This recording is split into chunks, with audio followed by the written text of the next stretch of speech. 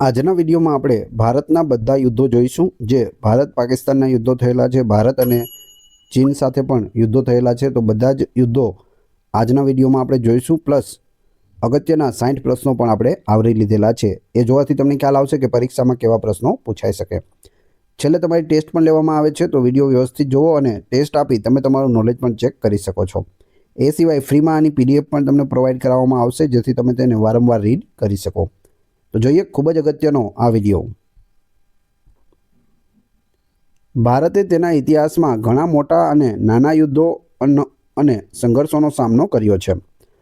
સ્વતંત્રતા પછી ભારતે ખાસ કરીને પાકિસ્તાન અને ચીન સાથે નોંધપાત્ર ઘર્ષણો કર્યા છે।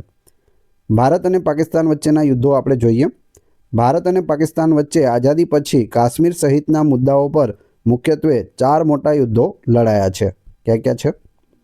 પ્રથમ છે ભારત પાકિસ્તાન યુદ્ધ 1947-48માં થયું હતું પ્રથમ ભારત પાકિસ્તાન યુદ્ધ। કારણ શું હતું? તો ભારત અને પાકિસ્તાનના ભાગલા પછી જમ્મુ અને કાશ્મીરના જોડાણનો મુદ્દો હતો। પાકિસ્તાન સમર્થિત સેનાએ કાશ્મીર પર આક્રમણ છે તે કર્યું હતું। પરિણામ શું આવ્યું? તો યુદ્ધ વિરામ અને સંયુક્ત રાષ્ટ્ર દ્વારા હસ્તક્ષેપ કરવામાં આવ્યો હતો। કાશ્મીરનો એક ભાગ પાકિસ્તાનના કબજામાં ગયો, જેને આપણે POK તરીકે ઓળખીએ છીએ, પાકિસ્તાન ઓક્યુપાઈડ કાશ્મીર, અને એક ભાગ છે તે ભારતના કબજામાં રહ્યો। નિયંત્રણ રેખા છે તે અસ્તિત્વમાં આવી, એટલે કે LOC લાઇન ઓફ કંટ્રોલ છે તે અસ્તિત્વમાં આવી પ્રથમ યુદ્ધથી। ભારત અને પાકિસ્તાન વચ્ચે જે સરહદ છે તે કઈ છે? LOC છે। ક્યાં? જમ્મુ કાશ્મીરમાં હો। બીજું, ભારત પાકિસ્તાન યુદ્ધ 1965માં થયું। કારણ શું હતું? તો પાકિસ્તાન દ્વારા ઓપરેશન જિબ્રાલ્ટર દ્વારા જમ્મુ અને કાશ્મીરમાં ઘૂસણખોરીનો પ્રયાસ કરવામાં આવ્યો હતો। પાકિસ્તાન દ્વારા ઓપરેશન ચલાવવામાં આવ્યું, એનું નામ હતું ઓપરેશન જિબ્રાલ્ટર। તેનો ઉદ્દેશ્ય હતો કે જમ્મુ અને કાશ્મીરના જાજા બધા જે વિભાગો છે તે પાકિસ્તાન સાથે ભેળવી દેવા, અને તેઓએ કાશ્મીરમાં છે તે ઘૂસણખોરી શરૂ કરી। પરિણામ, બંને પક્ષે ભારે જાનહાની અને તાશ્કંદ કરાર થયા, જેમાં લાલ બહાદુર શાસ્ત્રી અને અયુબ ખાન વચ્ચે આ તાશ્કંદ કરાર છે તે કરવામાં આવ્યા હતા। તાશ્કંદ કરાર થયા પછી તુરંત જ લાલ બહાદુર શાસ્ત્રીનું તાશ્કંદમાં જ મૃત્યુ થાય છે। કોઈ સ્પષ્ટ વિજેતા ન હોવા છતાં ભારતીય સેનાએ ઘણા વિસ્તારો પર કબજે કર્યા હતા। ત્રીજું, ભારત પાકિસ્તાન યુદ્ધ 1971માં થયું, જેમાં બાંગ્લાદેશ મુક્તિ યુદ્ધ થયું। બાંગ્લાદેશ નવો દેશ છે તે બનાવી દેવામાં આવ્યો પૂર્વી પાકિસ્તાનમાંથી। કારણ, પૂર્વ પાકિસ્તાનમાં બંગાળી રાષ્ટ્રવાદીઓ પર પાકિસ્તાની સેનાના અત્યાચારો અને પૂર્વ પાકિસ્તાન આધુનિક જે બાંગ્લાદેશ છે તેમાં મુક્તિ યુદ્ધ। ભારતે બંગાળી મુક્તિ વાહિનીને ટેકો આપ્યો હતો। પરિણામ, ભારતનો નિર્ણાયક વિજય થયો। પૂર્વ પાકિસ્તાન એક સ્વતંત્ર રાષ્ટ્ર તરીકે બાંગ્લાદેશ બન્યું। આ યુદ્ધમાં લગભગ 90,000 પાકિસ્તાની સૈનિકો અને અધિકારીઓએ આત્મસમર્પણ કર્યું, જે ઇતિહાસમાં સૌથી મોટો સૈન્ય આત્મસમર્પણ છે તે માનવામાં આવે છે। કારગિલ યુદ્ધ 1999માં। કારણ શું હતું? તો પાકિસ્તાની સૈનિકો અને આતંકવાદીઓ દ્વારા નિયંત્રણ રેખા પાર કરીને ભારતીય ક્ષેત્રમાં ઘૂસણખોરી અને ઊંચી ચોકીઓ પર કબજો કર્યો હતો। પરિણામ શું આવ્યું? તો ઓપરેશન વિજય દ્વારા ભારતીય સેનાનો વિજય થયો। પાકિસ્તાની ઘૂસણખોરોને પાછા ખદેડી કાઢવામાં આવ્યા। આ યુદ્ધ ઊંચાઈવાળા પર્વતીય પ્રદેશમાં લડાયું હતું। કારગિલ ઉપર મૂવી પણ બનેલું છે, તમે જોયેલું હશે। ભારત ચીન યુદ્ધ 1962। કારણ શું હતું? તો સીમા વિવાદ હતું, ખાસ કરીને અક્સાઈ ચીન અને મેકમોહન રેખાના ક્ષેત્રોમાં અને તિબેટમાં દલાઈ લામાને ભારત દ્વારા આશ્રય આપવો, આ બધા કારણો હતા ભારત અને ચીન વચ્ચે યુદ્ધના। પરિણામ, ચીનનો લશ્કરી વિજય થયો। ભારતીય સેનાને મોટો ફટકો પડ્યો। ચીને એકતરફી યુદ્ધ વિરામ જાહેર કર્યો અને તેની દળોને પાછા ખેંચી લીધા, પરંતુ અક્સાઈ ચીન પર તેનો કબજો જાળવી રાખ્યો।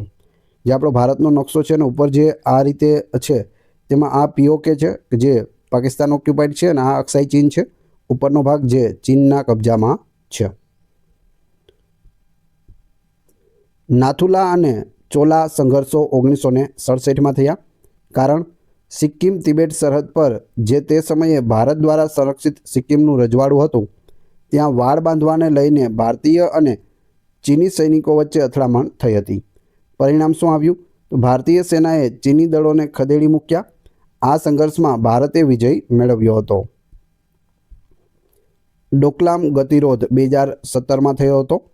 કારણ ભૂટાનના ડોકલામ વિસ્તારમાં ચીન દ્વારા રસ્તો બનાવવાનો પ્રયાસ થયો, જેને ભારત પોતાની સુરક્ષા માટે ખતરો માનતો હતો. પરિણામ શું આવ્યું? લગભગ 73 દિવસ સુધી ચાલેલો લશ્કરી ગતિરોધ રાજદ્વારી વાતચીત દ્વારા શાંતિપૂર્ણ રીતે ઉકેલાયો. બંને દેશોની સેનાઓએ પોતપોતાની મૂળ સ્થિતિ પર પાછી ફરી ગઈ. ગલવાન ઘાટી સંઘર્ષ 2020માં થયો હતો. કારણ પૂર્વ લદ્દાખમાં વાસ્તવિક નિયંત્રણ રેખા એટલે કે LAC પર ભારત અને ચીની સૈનિકો વચ્ચે હિંસક અથડામણ થઈ હતી. પરિણામ બંને પક્ષે જાનહાનિ થઈ, જેમાં ભારતના 20 સૈનિકો છે તે શહીદ થયા હતા.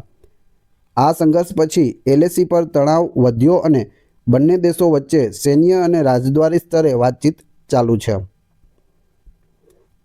ભારતના અન્ય મુખ્ય સંઘર્ષો અને કામગીરી જોઈએ તો હૈદરાબાદનો વિલય થયો. ઓપરેશન પોલો કરવામાં આવ્યું 1948માં. કારણ શું હતું? તો હૈદરાબાદના નિઝામ ભારત સાથે જોડાવા માંગતા ન હતા. પરિણામ શું આવ્યું? તો ભારતીય સેનાએ કાર્યવાહી કરીને હૈદરાબાદને ભારતમાં ભેળવી દીધું. કયું ઓપરેશન હતું? ઓપરેશન પોલો. ખાસ યાદ રાખજો. ત્યારબાદ ગોવા મુક્તિ ઓપરેશન વિજય તેમાં પણ કરવામાં આવ્યું હતું 1961માં. કારણ પોર્ટુગીઝ શાસન હેઠળના ગોવા, દમણ અને દીવને ભારતમાં ભેળવવા માટે ઓપરેશન વિજય કરવામાં આવ્યું.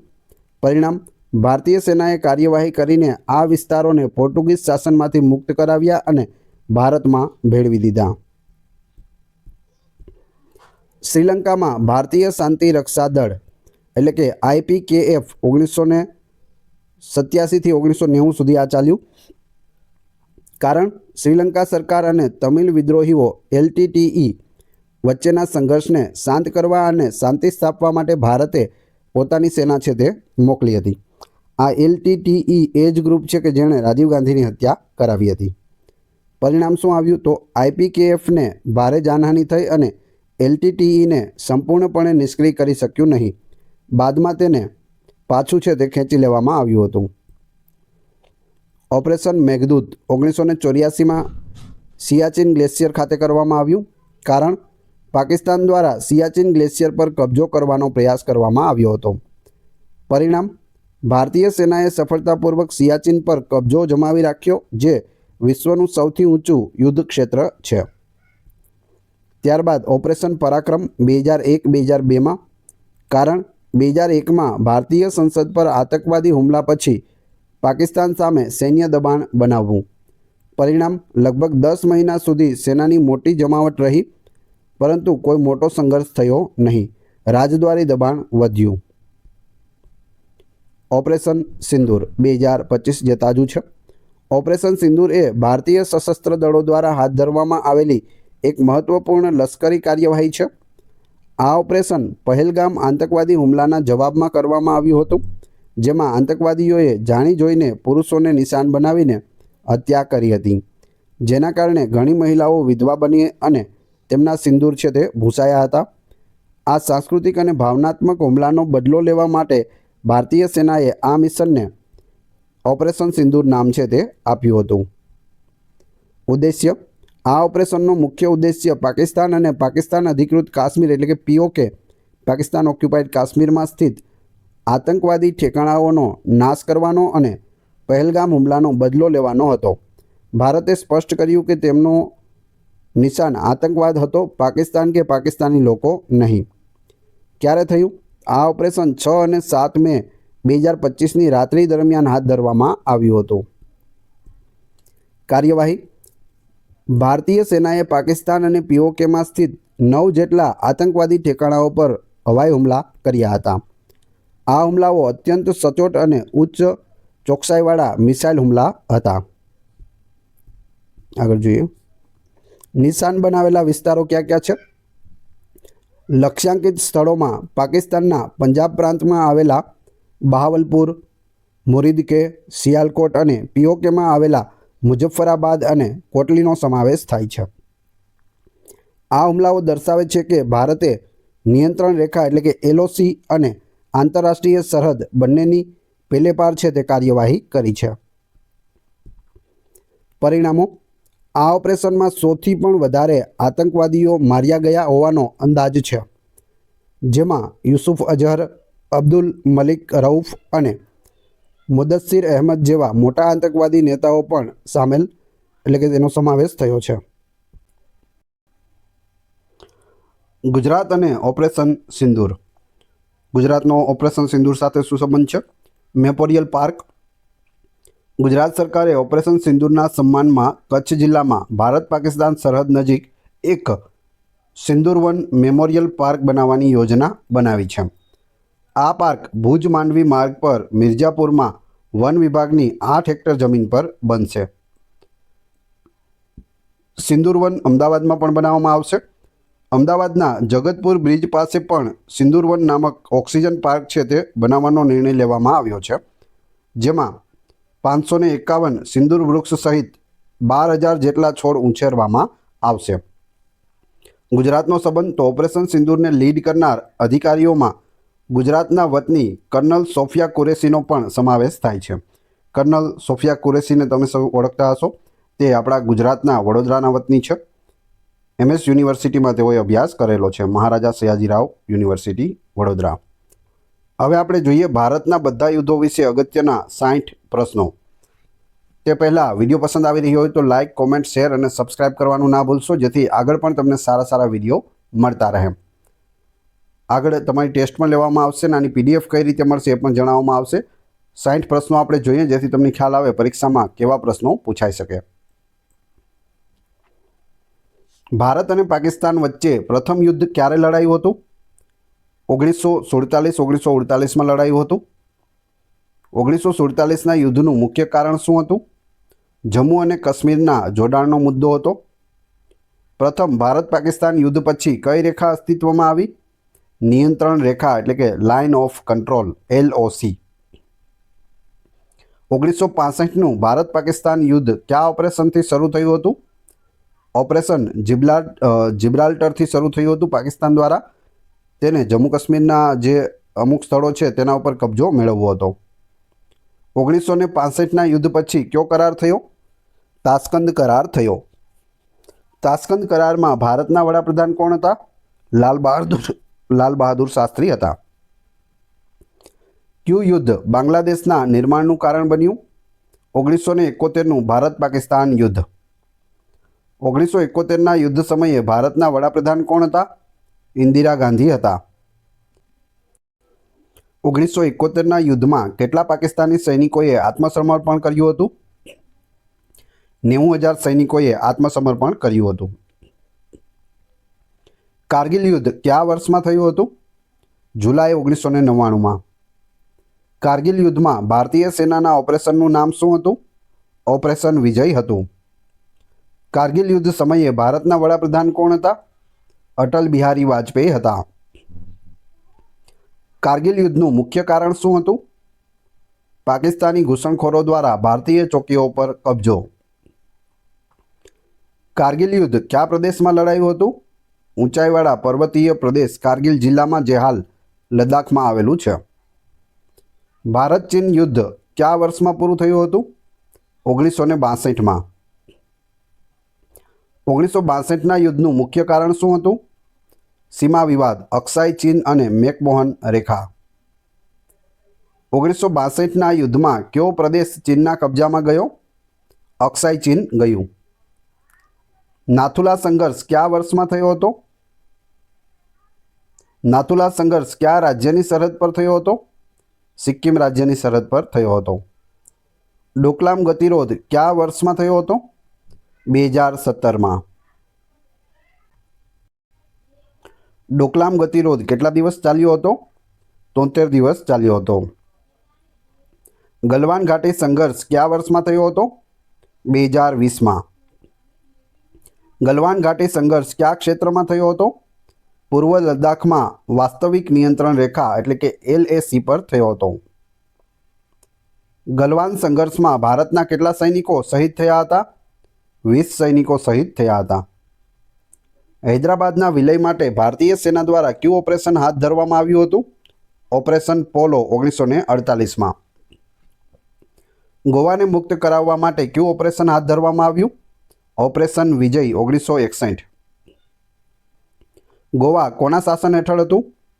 પોર્ટુગીઝોના શાસન હેઠળ હતું. સિયાચીન ગ્લેશિયર પર કબજો કરવા માટે કયું ઓપરેશન હાથ ધરવામાં આવ્યું? ઓપરેશન મેઘદૂત 1984માં. સિયાચીન ગ્લેશિયરની વિશેષતા શું છે?